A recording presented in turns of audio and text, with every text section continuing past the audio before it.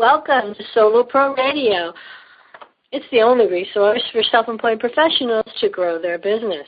I'm Barbara Saunders, the Solo Pro business expert, and it's my mission to help creative, brilliant solo pros build a business they can live with.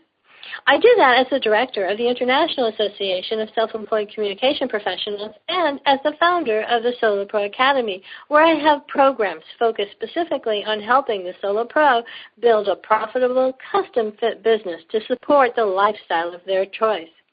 Swing on by soloprosuccess.com and pick up your free Income Accelerator Success Kit. If you'd like to join us, zip on over to Solo Pro Radio on Facebook and like our page. There you'll be able to ask questions, get to know our co-hosts, and find resources to help you connect and grow. I want to introduce my guest today. It's Dotty Scott, owner of Premium Websites LLC and AskDotty.com. Dotty is a web designer, social media expert, speaker, and trainer.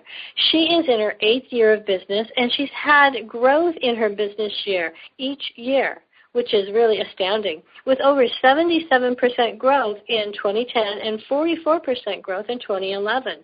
Congratulations, Dotty. Year to date in 2013, her business growth is up 72% over the previous year. I'm just blown away by that. So welcome, Dotty. Let's jump in and start chatting. Woohoo! I'm glad to be here. Thank you, Barbara. Well, I love to hear that, when people are doing just really, really well, and that kind of just excites me. I think our listeners would really love to know, how you came about to be in business for yourself and how you built that great success record over the years.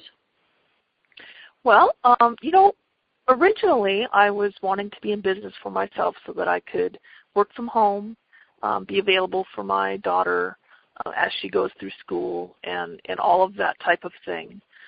And I was not really wanting to do somebody else's business. I really didn't want to get into a network marketing company where I didn't really own the company. So I decided to get into something that I owned myself and could control and all of that. And web design just kind of seemed to be a good fit for me. Interesting. So it doesn't sound like you had this burning entrepreneurial spirit, really, but just kind of wanted to build a life for yourself that you wanted. Exactly. I wanted to be more in control of both my income and how and when I work. Yes. Good for you, and that's worked really well for you. How has your business changed over the years? Why did you really choose to specialize in the web? It's really evolved. When I very first started, I was building everything by hand, hard coding everything, and it was kind of before social media was really a big deal. And then, as you know, things on the Internet change all the time.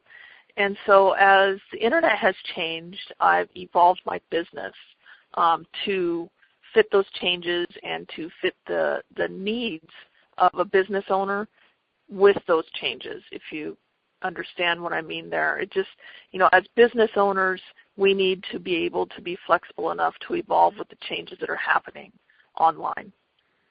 So important. And you're right, things are changing so rapidly. And I love how you talked about, when you first started, it was all hand coding, and now it's very different, although that probably still happens occasionally.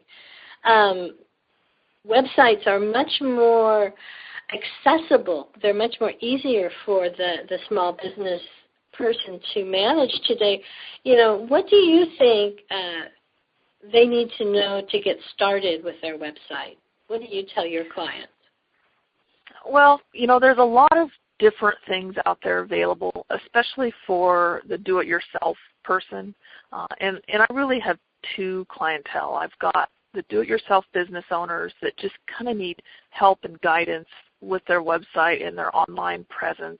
And then I've got, business owners that they don't want to be involved whatsoever. And for those business owners, just, hiring the right person that will work with you, that will listen to what you're wanting and then make sure that that kind of goes along with what's not only available on the internet but what will work for you is very important. But for the do-it-yourself business owner, things have really evolved to where it's a lot easier to kind of fit into that category if you have any interest at all. I use WordPress, and that's basically, it started out as a blogging platform, and it's really evolved more into a content management system now to where you can run a full website on it, and yet it's still easy enough for somebody that's at least semi-tech savvy to be able to use on their own, which I really love, that aspect of it. Definitely. I love that you can build in a lot of functionality with plugins, too. Oh, yeah. One of the things that really intrigued me about you as I was kind of perusing through your website is that you're not just a web designer. You do a lot of kind of the whole package, not just making the site pretty. You build the site, but then you also help them with their internet marketing and their social media and their SEO and stuff. Why did you decide to start doing that? Because I realized early on that most business owners think once they get a website up that they're done, that they've completed that project, they can put it on the shelf and it's done and they don't have to worry about it. But the reality is that that's just the very first step in building a website or in building an online presence. You have all of these other aspects that go along with that help promote your website as well. And if you leave that piece out, then right. I, as a web designer, feel like I'm setting you up for failure. So I don't really believe in setting somebody up for failure. So I've kind of added those pieces into my business as well. Yeah, I think you mentioned in your website, too, that you really get into trends, which is one of my passions as well, because I love how things are evolving so quickly today. But I love that you do that and you help people understand that it's not just a brochure online anymore. It's really a presence. And you've actually won quite a few awards, haven't you, for some of your websites? I have. Yeah, I have with especially one of my nonprofit websites that I've been with for a long time. It's our local Lions Club. Won some regional awards with that. And then just, like Women in Business Awards and that type of thing as well. Excellent, excellent. That's always encouraging to hear because there's so much noise out there that it takes something a little special to actually stand out enough for someone to notice and give you an award. So kudos. Thank you. Let's chat a little bit about trends. What do you see coming up for next year? I know there are two trends I really kind of wanted to ask you about, but what do you see coming for next year? Well, I don't know if I would consider this a trend or not because it's really been around for quite some time, but video is just really big and it's really, really helpful for small business owners that are in markets where their competitors maybe aren't using video so much. It makes them stand out, and it's just a big boost in optimization and how they get found and all of that type of thing. Another trend is the fact that people are really going mobile. They're visiting your sites with their cell phones, with their tablets, and you kind of have to know, what is your site even working on a cell phone? And if it's not, what are you going to do about it? That type of thing. That's a big trend, and it's just getting more and more. It's not going to go away at all. I find that to be one of the most fascinating trends. I looked at some numbers recently, and it's even like the older, it's not just the 20-somethings, but it's the older people who are, sitting at their dentist's office. They're accessing your website from their phone. Yeah, I looked at my analytics reports about a year ago, and I had roughly 12% of my visits each month were coming from a cellular phone. And just recently I checked in again, and I'm up to about a quarter of my visits. So 25% of my traffic comes from a cellular device. Yeah. That means you have to consider other things, not only how your website's displaying, but your content. People can't read so much on that tiny, tiny screen. Exactly. And your images, yeah, so that is a huge trend. Actually, that was one of them I was going to ask you about. The other one I wanted to ask you about is I've noticed a real change in homepage strategy. Rather than being a lot of content anymore, I'm noticing a lot of kind of portal-type homepages. Have you noticed that, and what do you think's behind that? Actually, what's behind that is the ability for your site to work on all devices, from a cell phone up to like a large TV. I've actually recently just changed my homepage in the same kind of way to where it's more visual, and there's, I won't say less content, because it actually has the same amount of content that it had before. It's just laid out in a different fashion. And the whole thing that is driving that, Barbara, is the ability to have one website that will work on all devices. In the past, we had our main website, and then when mobile started becoming a big deal, if you were in WordPress, you might have used a plugin to get it to mobilize, and those worked sometimes and didn't work others, and they weren't very pretty, and they didn't really look like your website. And other options that were out there, and that actually still are out there, is for a business owner to have a totally separate mobile website, which then, you double your costs, you double your maintenance, you double your work, and it just doesn't make sense for most business owners.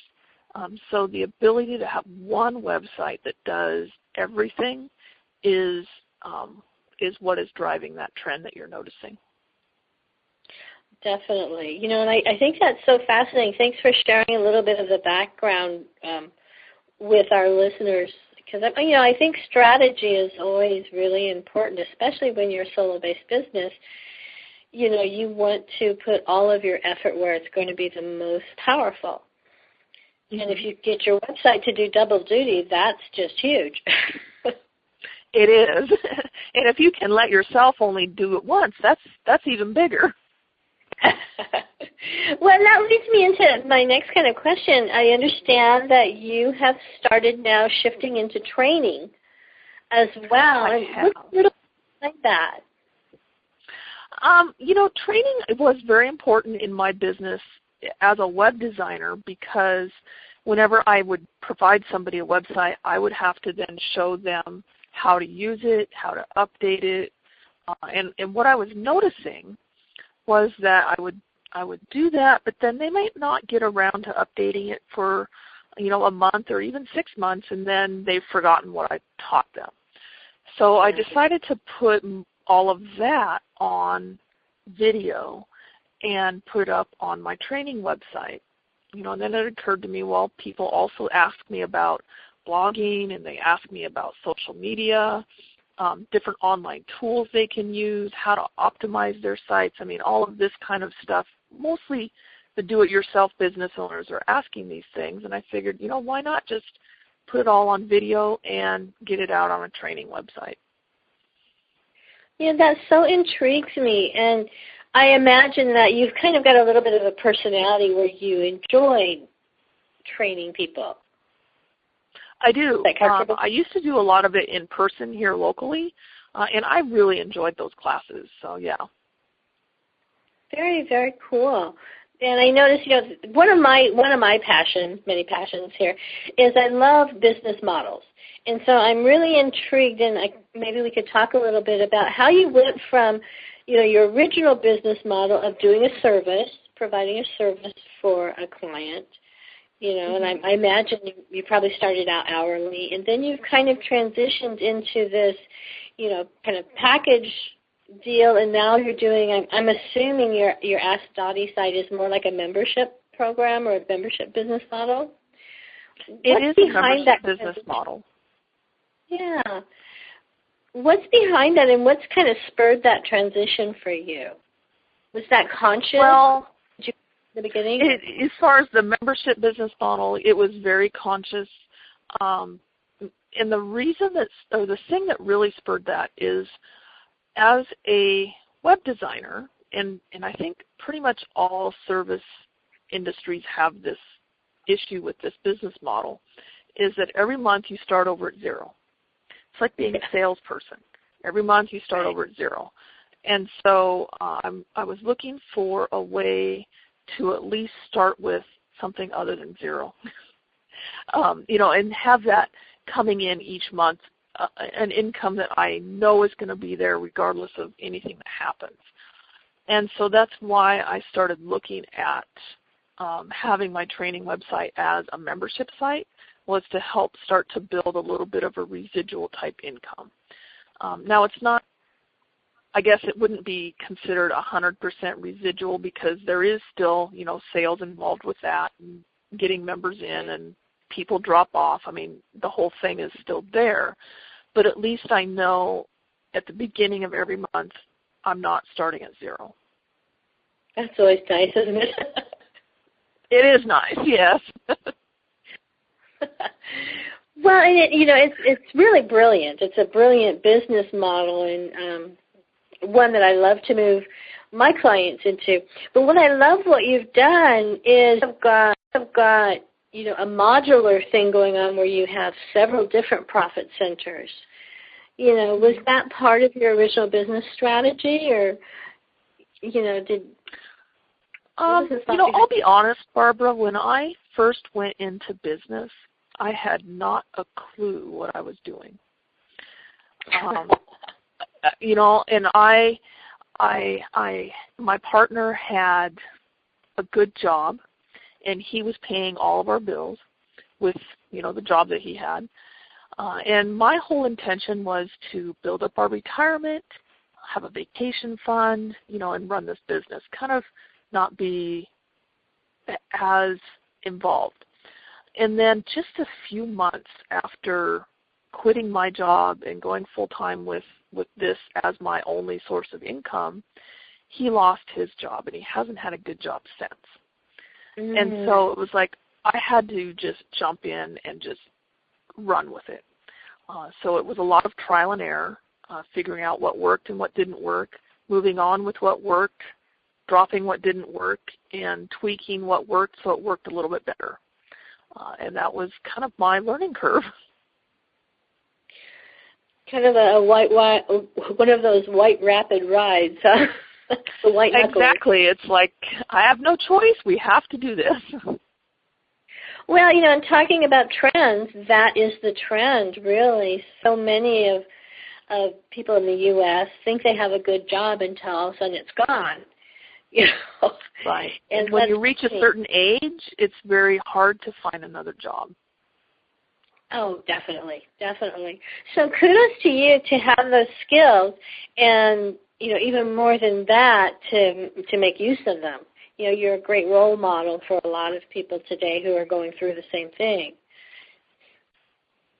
Thank you. Yeah, and what I would say on the skill thing is I didn't have this skill when I started. I taught myself. I took like one class at a local community college a long time ago. My main passion was in photography, and I ended up kind of combining the two. Yeah, and I taught myself everything I need to know about the web. So it can be done. It just takes dedication to do it. So let me ask, this is going to be a question out of the blue, but what made you decide on web design out of all of your choices? Well, my real passion is photography, and I actually went to school for that back when digital was not an option. It was, real film and real cameras and all of that. And then I started to lose my eyesight, and I discovered I couldn't focus things anymore very critically. And things just, I realized the way that was going, I was not going to be able to make this a long-standing career. So then I just started exploring, well, what can I do instead that lets me have design capabilities, that kind of lets me grow and maybe morph what I already know into something that's useful. And that's kind of where the whole web design thing came from. It used to be, I used to design a lot more with images, actual photographs and stuff. I don't do that so much anymore, again, because of the cell phones and load times and all of that. But that's kind of where my whole idea came from is what can I do with a design background, an art background that is usable for everybody. I really love that, and it was a brilliant business decision, too. I want to kind of pull that out for our listeners and highlight it here is that, you actually were flexible. There was a real big flexibility there that, well, something wasn't going to work for you, but how can you kind of reform that and maybe mold it into something that would work? And I think that is a huge, huge tip for our listeners today. It's probably one of the contributors to your success is that flexibility. Oh, it is. Yeah, you can't do anything if you're not flexible on the Internet because the Internet forces you to be flexible. You mean Facebook might change? Oh, yes, it might change, 5 times in one day. That is just so true, and I think that's really one of the constants that we've learned in this new century is that we are on sifting sands, and you might as well just enjoy the ride. Exactly. Yes. So tell me, I really love you've kind of got this interesting strategic thing going on as you've transitioned over these 8 years, and obviously it's been successful for you. What do you see coming for your business down the line? What are some of those things you're thinking of maybe implementing? I'm really implementing doing more training, getting more people involved with that, helping people figure out how they can also be successful online. I will always be building websites. Right now it's like 80% of my income is websites, 20% is training. I would like to see that shift to more 50-50 or even 30-70 as far as training goes, being more of my income. So that's kind of where I'm headed with my business, and but I am flexible, so we'll see as things change next year what actually happens. That's really brilliant. And the interesting thing to me, I've kind of been watching this whole, the insurgence of, coaches who really are not trainers. They're more like motivators. And people are desiring more of that, but how do I do this type of thing? And so I think that's such a brilliant choice and strategy for you because you're coming in right at the time when people don't really need more motivation. They need to know how to do it. Exactly. And I'm not a coach. I'm not someone that will sit beside you and talk you through how to do stuff. I will just show you what I do. And then hopefully that will work for you as well. So it is a totally different approach, coaching, and I guess consulting would be more along the lines of what I do, consulting training. Sure. And it really is totally different than coaching. I agree. I think they're starting to really separate out, so kudos. I really kind of like that forward momentum you've got going there. I was going to ask, we talked a little bit about trends.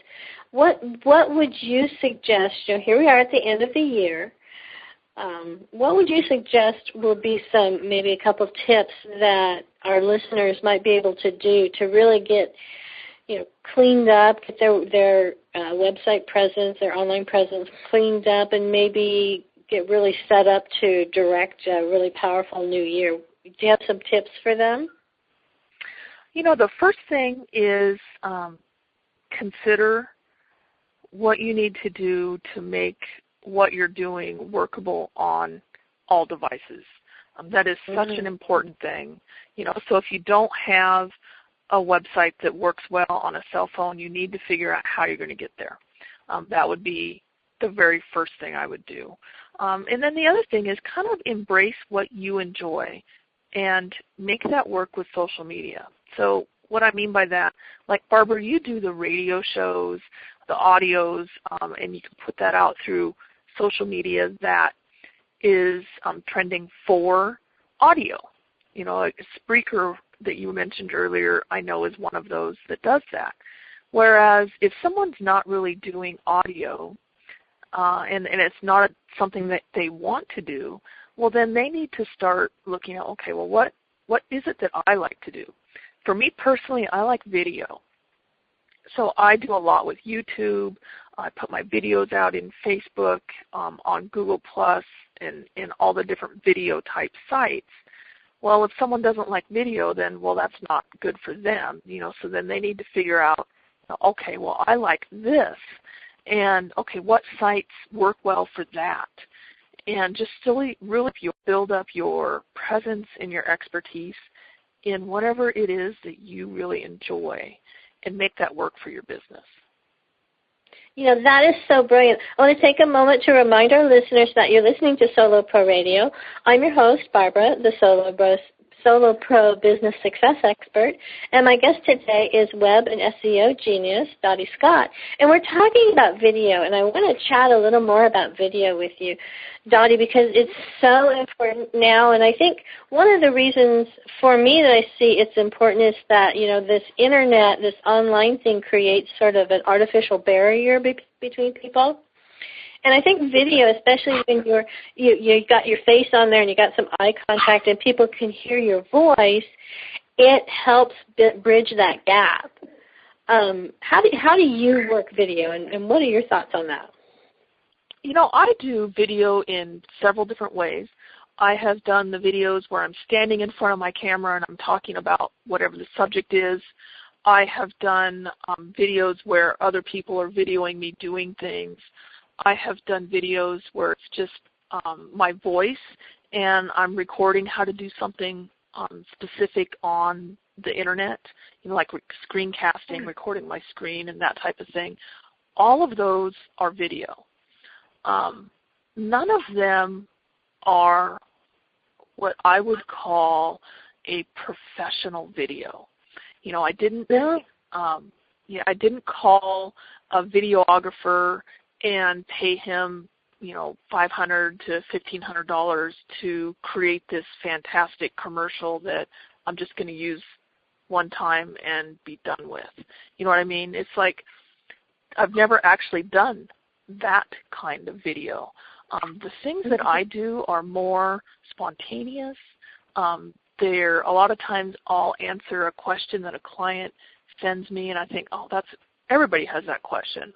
And I'll either do a screencast of it, or I'll stand in front of my camera and talk about it, or I even have a video camera on my computer, this little webcam that I can turn on and quickly say, whatever, and get it recorded. Another thing I'm really liking is Google Plus Hangouts, which is, they're free, like little webinar system that's video based, and you can record it and have that there for everybody to look at. And those are more, it's more of a spontaneous, instant type video thing. It's not where I feel like I have to go back and take out every and ah and make it perfect and add all these beautiful graphics. And now I've spent 5 or 6 hours editing a 10-minute video. I just don't do that because it doesn't make sense. And maybe I'm not a perfectionist, I don't know, but to me, if I can be real on my videos, people really relate to me, the real person, not the really polished, overdressed, over-makeupped actor that's on this professional commercial video. You know what I mean? It's really two different things. Well, and actually I think that what you're doing is much more powerful in a way because it allows, these people out in internet land to get to know you as a person. And it demonstrates true credibility rather than, here's someone reading a script. Do they really know what they're talking about or not? Exactly. And I've had people, because I do a lot of in-person networking too, and I'll go to, local mixers here or chamber events or stuff like that, and I'll have people walk up to me and start talking to me as if they've known me for years, and I don't have a clue who they are. But they see me all the time on the internet on these videos and just assume that I've made that connection when I've never seen them in my life. So it really does, people really do connect with people on video, at least in a one-way fashion, but they think it's two-way. It's amazing to me. Isn't that funny? Can you just imagine them sitting there answering you back in their own home office somewhere, having a conversation with you? You don't even know what's going on. But I love it. You mentioned something earlier that really intrigued me, and I think it's very true, is that, doing what you're comfortable with. Maybe you're not comfortable with, getting your hair all done and being live on the camera, but, we talked a little bit briefly about Google Hangouts where you can share your screen. Maybe you can do a PowerPoint where you just talk over it or something, and that gives you the option to turn that into a video, but it can also be used on SlideShare. So I love that where you're you're using the medium to its maximum there. Yes, and I've only been using Google Hangouts. I mean, it's been around for probably a year and a half. I've really only been using it for maybe 2 months. So I'm still new at it, but I really am liking how Google Hangouts work. Yeah, it gives you the option. I use it for a broadcast occasionally, and it gives you a great option to do interviews like a radio show, but you've got both people on the line and people can see you. So it has that aspect as well. Very powerful tools. Yes, they are very powerful tools, and one of the best things about them is that it's free. So right. You definitely don't have the excuse of, I don't have the money to buy that program, or I don't have the money to go buy that, expensive video camera, or I don't have, whatever it is. The tool is free, and most laptops come with a video camera on them now. So it's not a big investment in equipment. Yeah, and I love that you shared that you actually don't hire a videographer and a makeup artist and all this stuff. You actually go ahead and do it yourself, kind of raw right there, which is really more immediate, I think, and approachable for people. Yes, it is. It's also more affordable for people. Definitely. If you can get over that perfectionist kind of tendency that a lot of creative people have, they want to keep polishing and tweaking, but that's not the point. The point is actually get the message out. Right. Yeah, I had to get over that really quickly, as far as wanting to make things perfect. And one reason that I don't want to make things perfect, in fact, I almost go out of my way to make sure they're not perfect, is because I want people to realize they can do this themselves. And if I were putting out stuff that was over-perfectionized, if that's a word, and people look at that and they think, well, that's great, she's doing that, but I could never do that. And it's one of my goals is to empower business owners to be able to do things online themselves. And so, I want people to realize they too, if they have an interest in it, can learn to use video Well, I just love that. One of my passions is teaching self-employed people that it's possible. There's so many possibilities. Mm-hmm. You don't have to, you don't have to suffer. You don't have to suffer in a job that's going to lay you off. That's right. And the other thing is just because I like something and I like to do it doesn't mean that you have that same interest. But whatever it is that you're interested in, we can make it work. That is a really powerful message. And I wanted to kind of swing back around. We talked about your growth over the years, and you had shared that your business growth is up 72% over last year. How can you share just a couple of tips? How did you do? What did you do to keep in such a challenging economy? What did you do to get that? Well, I do a lot of different things to market myself. The biggest thing has been word of mouth this year and referrals, and that's from building up everything in the past. I'm basically working off of work that I did 8 years ago. I'm still getting referrals from that. And one interesting thing, and I share this because I find it fascinating, is that things on the Internet are always on the Internet. So if you put some marketing into the Internet, it will help you 8 years from now, even when it's not valid anymore. And it's weird how that works. Like, for example, my most viewed video on my YouTube channel, I did probably about 6 years ago, and it was an online tutorial on going through your LinkedIn profile to get it finished and set up for yourself. Since I've done that video, LinkedIn has changed their profiles probably 3, if not 4 times. Literally, there's nothing in that video that is accurate today, other than the concepts, that I talk about. But as far as like how to do things, where to find things, what to click on, all of that was referenced in that screencast video is irrelevant now. But yet, every single month, that is my most watched video. And I just find that fascinating, that something I spent 20 minutes on 6 years ago is still getting me, people email me after watching that video. People have connected to me on LinkedIn after watching that video. People have visited my website after watching that video. That is truly astonishing. It brings up a question.